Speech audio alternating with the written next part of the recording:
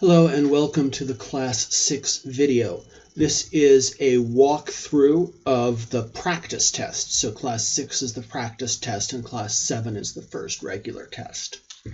So the first thing to know about the tests is that I am using a lockdown browser called Lockdown Browser. It's by a company called Respondus. And what this will do is prevent you from accessing other websites or other parts of your computer during the test. I am doing this to stop people from using AI to take the test for them. I really don't like the way that online proctoring works. I haven't been using it up to this point. I find a lot of it to be intrusive. I am still not doing anything that involves a camera that looks at you while you take the test. I think it's intrusive. But I think the ChatGPT is changing the landscape enough that I am going to use a lockdown browser. So to emphasize, you will not be able to access other websites or other parts of your computer during the test. You will be able to look at any handwritten or printed notes around you. So the test is effectively open note. And this is the same for the in-person students. They can't have a computer in front of them, but they can have their notes in front of them. So I think it's a good idea to take good notes. And I think the process of assembling clear notes is really educational. So if you used these review sheets to assemble notes on all the stuff that's going to be on this test, then you're doing great. I think that's wonderful, and you use those during the test. Okay, I cannot preview the operations of the lockdown browser because one of the things that the lockdown browser does is prevent you from recording the screen so that you can't record the test for other people. So basically the way the system works is that you just need to install this new browser, and there are instructions for it on the Canvas page, and the browser should automatically launch when you click on the test. And it'll look basically the way it does now, except other parts of your screen will be blotted out. I encourage you to do a test run with the lockdown browser on this practice test so that you can be sure it runs on your system. And if you have any difficulty with the lockdown browser getting it to work with your system, contact me right away. You can email, you can text, and we will work this out. All right, so the test has 10 questions, and you have an hour to complete it. Each of the 10 questions is randomized. So there are 10 pools that are being pulled from. So this first question here is pulling from pool 1, etc. Also, for the multiple choice questions, the orders of the answers is also randomized. The pools vary in size from like 5 questions to 23 questions. The average, the mean is around 13. So the odds are strong you will get at least one duplicate question between the practice test and the real test. And if you keep taking the practice test, you'll get a lot. But as far as I'm concerned, if you keep taking the practice test, that counts as studying. So that's good. It's like having a review sheet with good notes on it. That counts as studying. If you made it yourself, that's good. Okay, the test consists of some questions that can be automatically graded and some questions that can be graded by hand. Have to be graded by hand. For the practice test, I will not be hand grading answers unless you email me specifically to request it. Because some people just open the practice test, sniff around, see that it works, and then go away.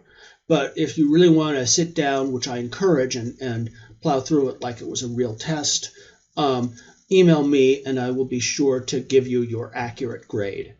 The other thing is that the system doesn't give partial credit properly for the auto-graded stuff. So I go back through and I grade those by hand as well, and it generally raises your grade. It just doesn't understand the right way to do partial credit.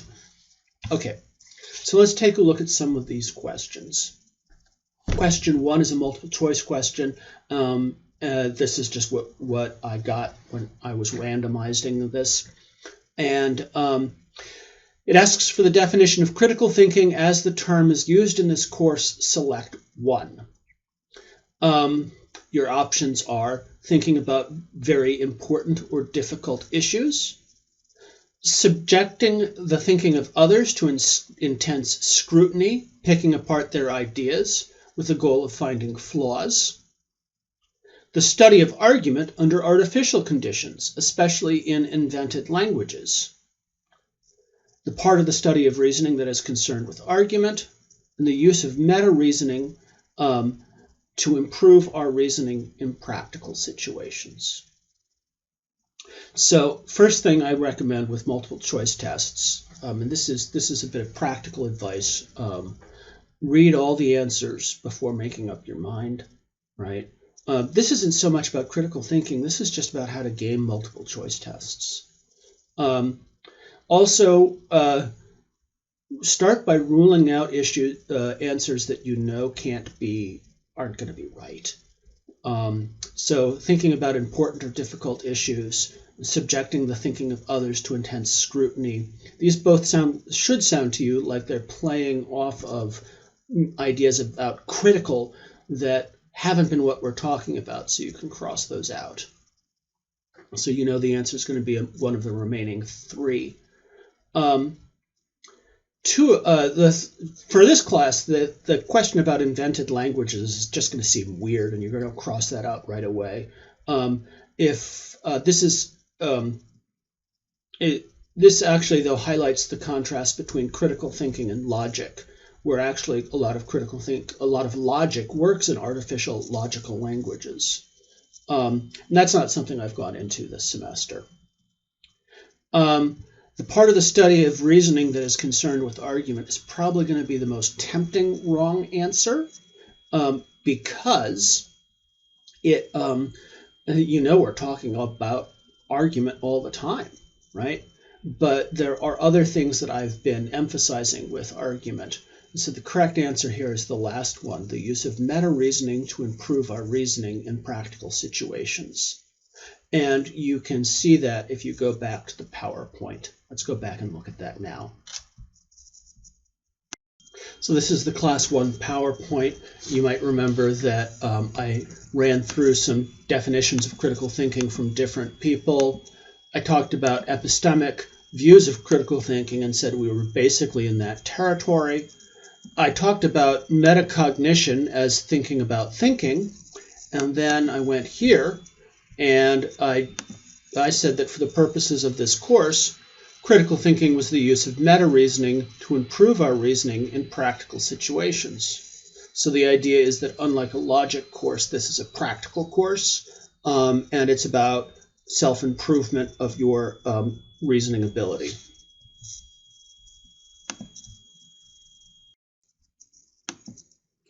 All right, so let's look at question 2. I selected the last answer there. Let's look at question 2 now. Notice that these are 10 points each. Okay, the next one's a short answer question. Give examples of 2 premise indicator words or phrases and 2 conclusion indicator words or phrases. So with this, the number one mistake people make is not reading the instructions carefully enough and not giving me 2 of each, or only giving me premise indicators or only giving me conclusion indicators. So remember to read the instructions carefully. Premise indicators. Because is the classical premise indicator, right? And then any sort of synonym for that. So actually for can be used as a premise indicator word, that sort of thing. And then conclusion indicator, therefore is the primary one, and then you want to look for any synonyms for therefore. Sometimes we see, so we see that. That's kind of a pompous way of doing it, but people will talk that way, right? And so this is one I have to grade by hand. Just let me know if you want this graded by hand on the practice test. Which of the following is the best definition of a statement as the term is used in this course? For our purposes, statement is equivalent to sentence, assertion, or proposition. Select one answer. Couple notes here. First three questions are going to be about basic concepts in the course. These are all things that you will find in the PowerPoint slides with definitions, and they're all things that you should have written down on this review sheet. Once again, I encourage you to read all the answers and rule out things that don't make sense. There are a couple typos here that are bothering me. A statement is part of the argument that supports the conclusion. No, that's a premise, so that's not right. A lot of distractors are going to be definitions of other terms. A statement is a testimony before the police or a jury. That's not how things are used in critical thinking. That's obviously a distractor put in to make you think about ordinary uses of the word and not what we're talking about in this course. A statement is a unit of language that serves a function like asking a question or giving a command. No, that's not right, because we specifically contrasted statements with questions and commands. A statement is a unit of language that can be true or false. Yeah, that's it. But keep reading. It's always good to keep reading. Be thorough. A statement is a grammatical sentence or in English or other language. No, not that. All right, so that's the first three questions. Questions 4 and 5 have instructions here. They have the same set of instructions. They ask you to place arguments in standard form. And so this is just like the homework for class 2. So this should be pretty straightforward. Okay, remember that the phrase in italics sets the context. So Xander from the TV show Buffy the Vampire Slayer, which I used to really like, is searching for a monster. He reasons, the vampire must be in the cafeteria because he is not in the library, and we know he is either in the cafeteria, in the library, or the cafeteria. So whenever you're doing a exercise where you place arguments in standard form, look for the conclusion first. Look for indicator words that will tell you what the conclusion is. So there's the because, so we know what comes before it is the conclusion.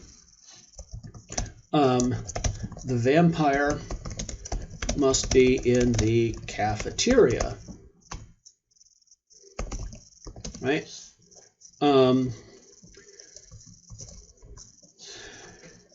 The other two sentences are then premises. P1, the vampire is not in the library. P2,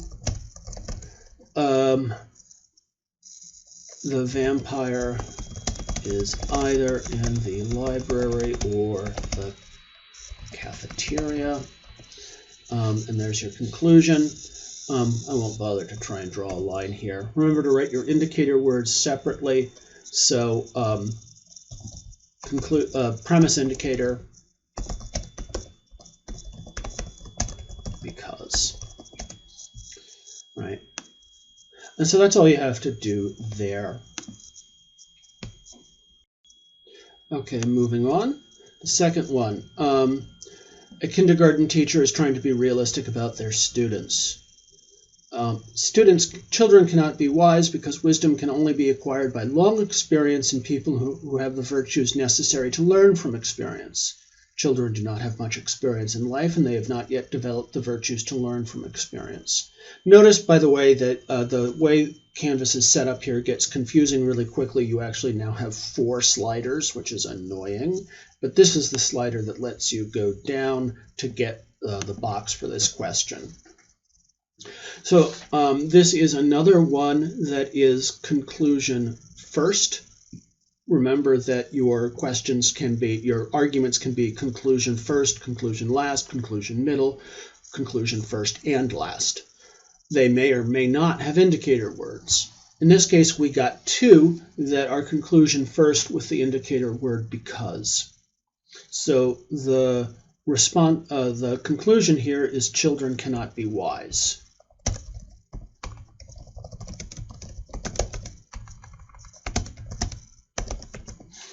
And then we've got a bunch of premises, actually.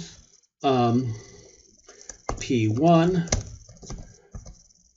wisdom can only be acquired by CQUIRED, long experience in people with the virtues to learn from experience. I teach wisdom in my ethics class, so this is why this is here. P2. Children have not had much experience in life.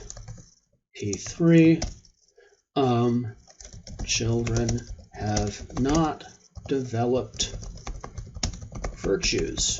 So remember that you can paraphrase as long as you keep things as complete sentences and maintain the original meaning. Therefore, children cannot be wise. Premise, indicator, because. Great. Notice also that a lot of the questions here are actually about the argument part of this unit. And that's because, as I emphasized in that class, those ideas are central to everything going forward. All right. So questions, it says 6 through 8, and it's probably just 6 and 7. Damn it. Yeah, that's right, 6 and 7. I need to fix that typo. Questions 6 and 7 ask you to identify something as an argument or non-argument. I need to cross out explanation there because we're not doing explanations this semester. When it is an argument, you need to put it in standard form. And this is important. That's one thing that people often miss. You lose credit for that. All right.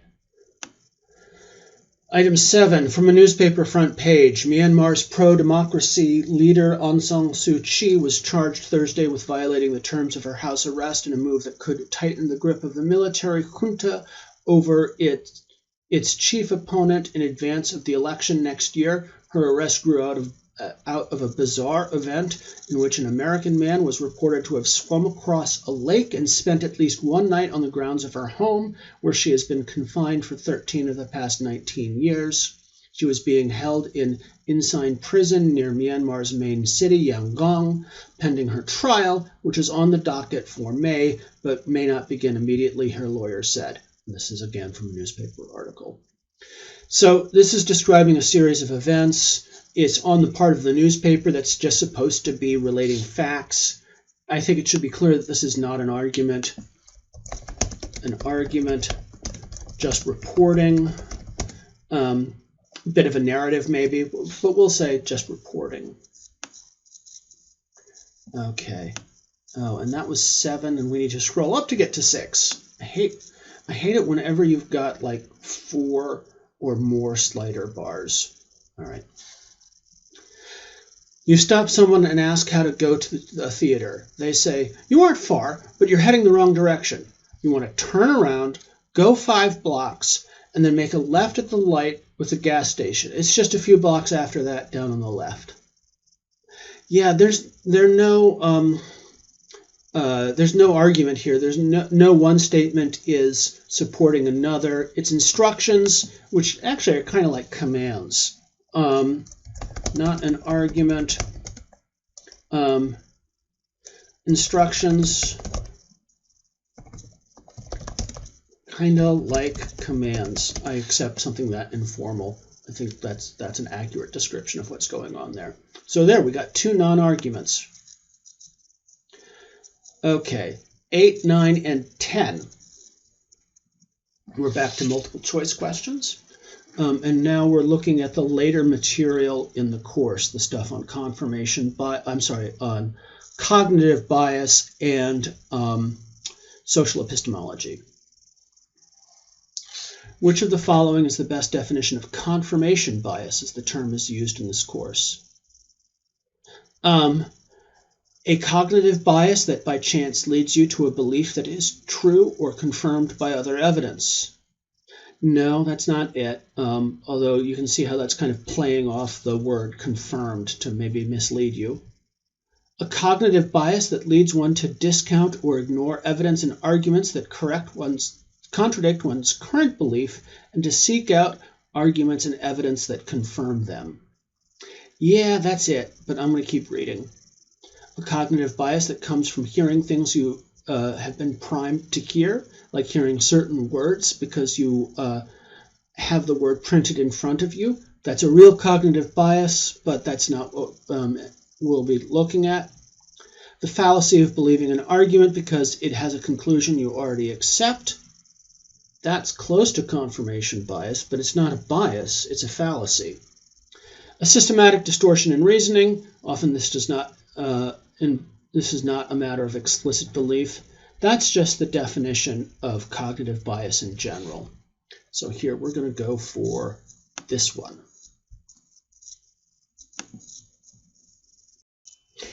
Okay, question 9. Which of the following is the best definition of testimonial injustice, as the term was introduced by Miranda Fricker? So testimonial injustice was our intro concept, our entryway concept into social epistemology. Testimony that someone has committed an injustice, for instance, when someone testifies in court that the patients at the Crownsville Hospital were subject to experiments without consent. That example won't make any sense to you because it's from a different course. I need to fix that.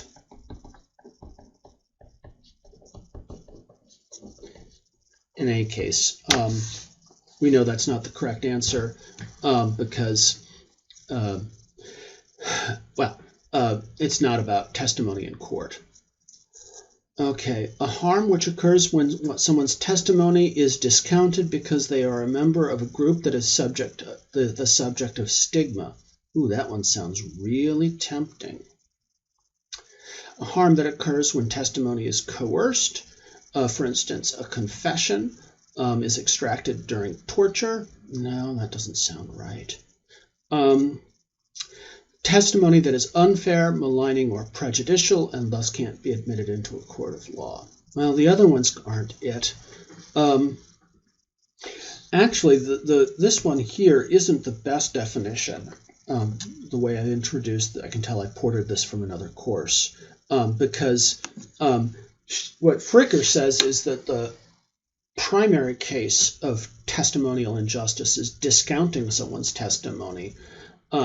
But you can also give too much credibility to someone, and that also counts as testimonial injustice in some circumstances. But this is clearly the best of the available answers, so let's go with that one. Which of the following are aspects of intellectual empathy, as the term is used in this course? So recall I was taking aspects of intellectual empathy from Maureen Linker and Richard Paul. Notice that this one is a select all that apply. Every one of them so far has been just choose one. This is select all that apply. And we're looking for multiple aspects. Charitably reconstructing someone else's reasons for belief. Yeah, that was one of the things that Paul emphasized. Being able to completely feel another person's feelings exactly as they feel them. No, actually, we went out of our way to say that that is not part of empathy. No, empathy is not like that. It's not going to be perfect like that.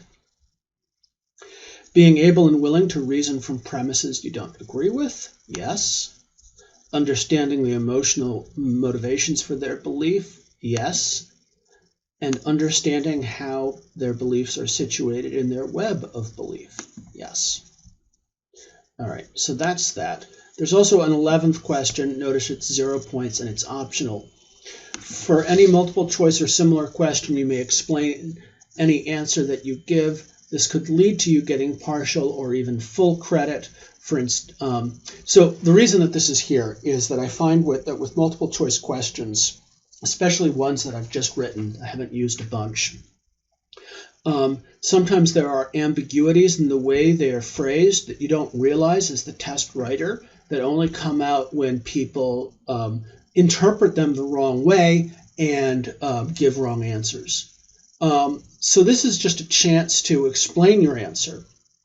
That helps me know where you're coming from. It may be that you interpreted the question differently, or some other reason it made you write something that I was counting as the wrong answer, but actually you had a good reason to count as the right answer. So this is just an opportunity to get around some of the limitations of multiple choice questions and how confining they are. Okay. But right now we'll just say,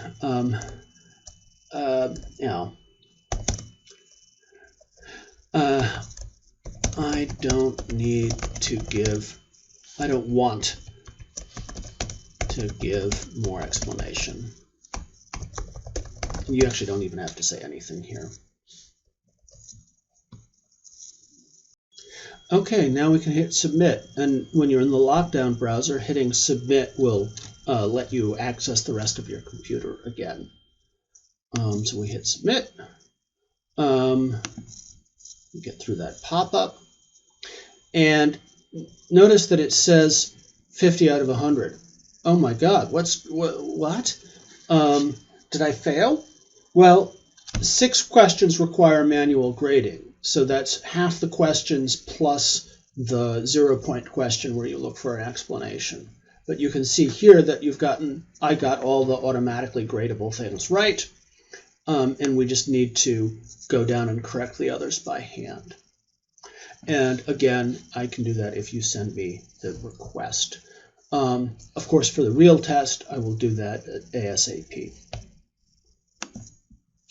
Great, so that is the practice test. I encourage you to make a real shot at that and have good paper notes so that you're ready to take the real test.